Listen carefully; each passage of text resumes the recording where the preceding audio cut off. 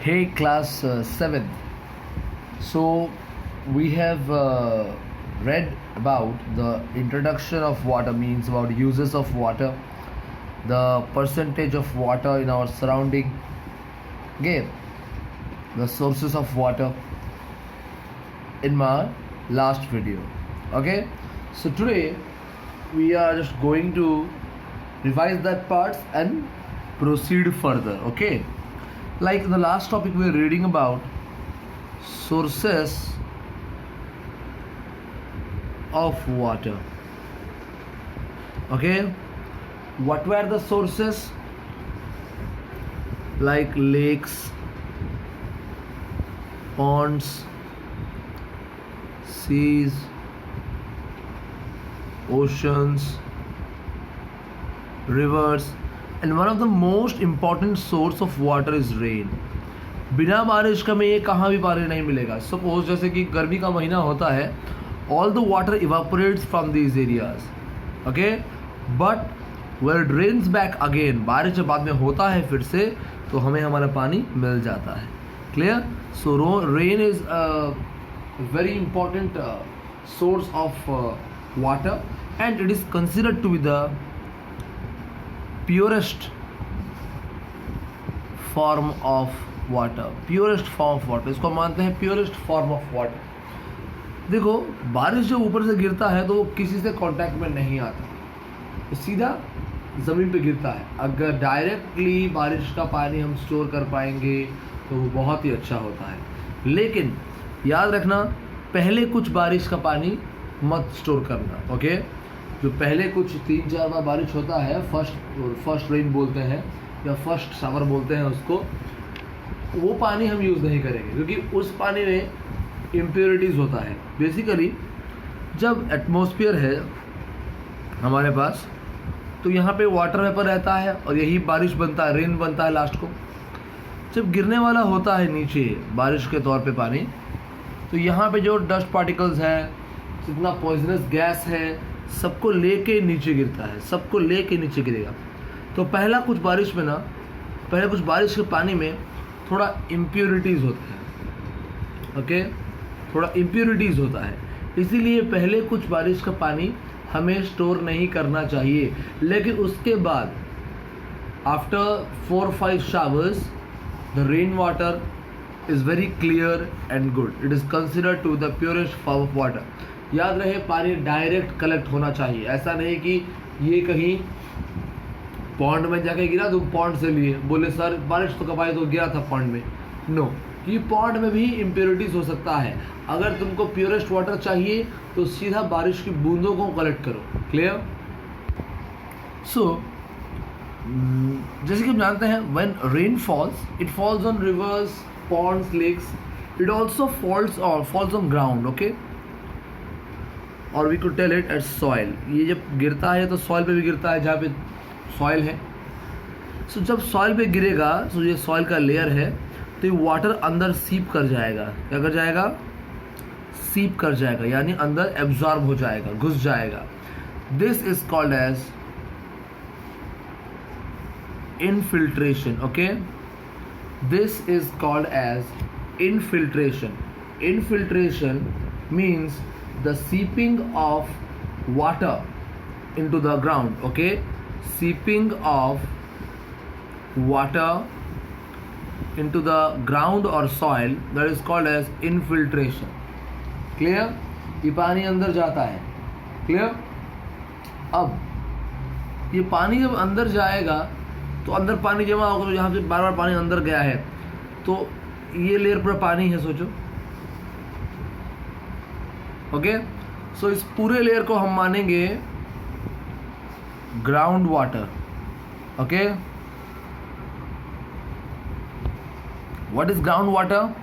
The water that is found below the ground or below the soil. Clear? Below top soil या ground बोल सकते हो. तो clear? Ground surface, soil surface के नीचे पाने आने वाला पानी हमारे लिए ग्राउंड वाटर होता है. क्लियर? ये जो ग्राउंड वाटर है, इसका एक अपर लेयर है, अपर लेवल है. देख लो, ये सबसे ऊपर का लेवल, इसको हम बोलते हैं water table. Clear? Water table, ये जो पानी है, पानी का नाम ग्राउंड वाटर है, और इस पूरे पानी का जो ऊपर का लेवल है वो हमारे लिए वाटर टेबल है। The upper limit of ground water is called as water table. Okay, और ये जो पूरा लेयर मानते हैं, okay, this whole layer which is the whole layer of water which is found, okay, in the ground, okay, below water table। Water table के नीचे जो पानी जमा हुआ है between hard rock, okay, clear, this is called as aquifer. Clear? It is called as aquifer. तो define कैसे करना है एक्वाफिर को? सिंपल है, द वाटर और the ground water stored between the ground water stored between layers of hard rock, okay, below water table, below water table। Clear?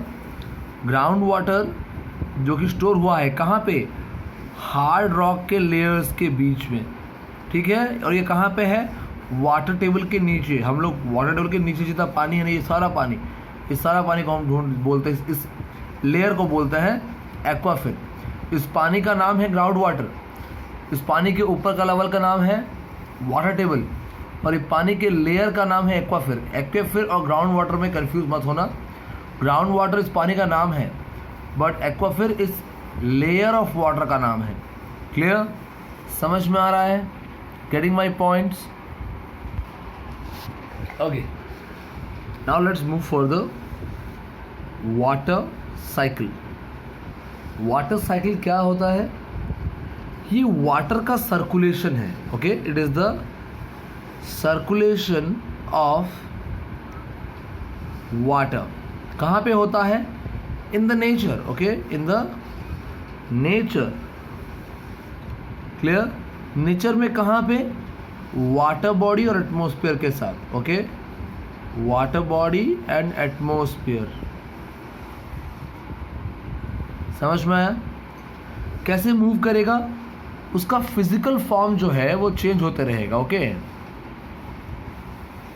Physical form जो है it keeps on changing. Like let me give you example. यहाँ पे सोचो water है, river में, pond में, और कहीं भी। ओके, यहाँ से पानी हो गया इवापोरेट। ओके, यहाँ से हो गया कंडेंसेशन, इवापोरेशन हो गया, फिर हो गया कंडेंसेशन। इवापोरेशन हो तो क्या बना यहाँ पे? Water vapour. कंडेंस होके बना cloud. Okay, 1 second. Okay, now check it. पहले वाटर था, वाटर जब इवापोरेट हुआ तो वाटर वेपर दिया, यही वाटर वेपर जब कंडेंस हुआ तो क्लाउड्स दिया। क्लाउड्स में जब हुआ प्रेसिपिटेशन, प्रेसिपिटेशन पढ़े हो क्या तुम लोग? What is precipitation? Precipitation means falling of rain, hail और snow by condensation of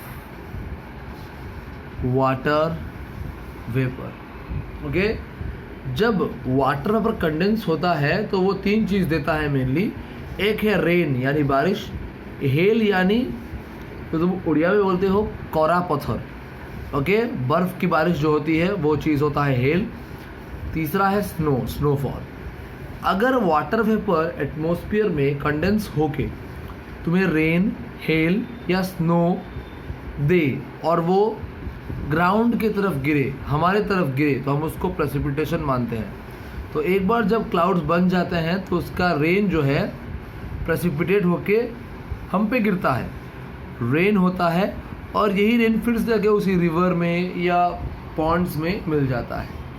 clear, समझ में आ रहा है? क्या है क्या है water cycle? Water cycle is a process in which the water circulates in the nature. okay, water जो सर्कुलेट करता है, ओके, पहले लैंड के पास था, फिर एटमोस्फियर गया, फिर वहाँ पे कंडेंस हो गया, फिर बारिश हो गई, फिर से नीचे आया, मूव कर रहा है कि नहीं कर रहा है ना?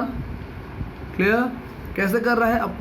अपना फिजिकल फॉर्म चेंज करके, कभी वेपर बन जाता है, कभी क्लाउड्स में वाटर ड्रॉपलेट्स बन जाता है, फिर से रेन बन जाता है, फिर गिरता है, कभी स्नो बनता है, कभी हेल बनता है।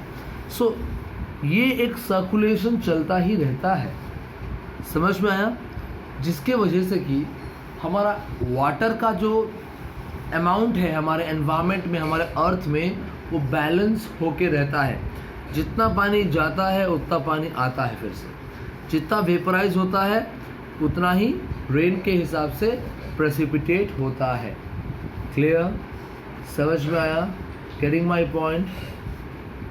तो आज के लिए इतना ही। नेक्स्ट वीडियो में और थोड़ा पढ़ेंगे और चैप्टर हमारा ख़त्म हो जाएगा। क्लियर? इतना पढ़ो, इसमें से अगर कुछ भी डाउट निकलता है तो मुझे बताना। Okay, have a good day.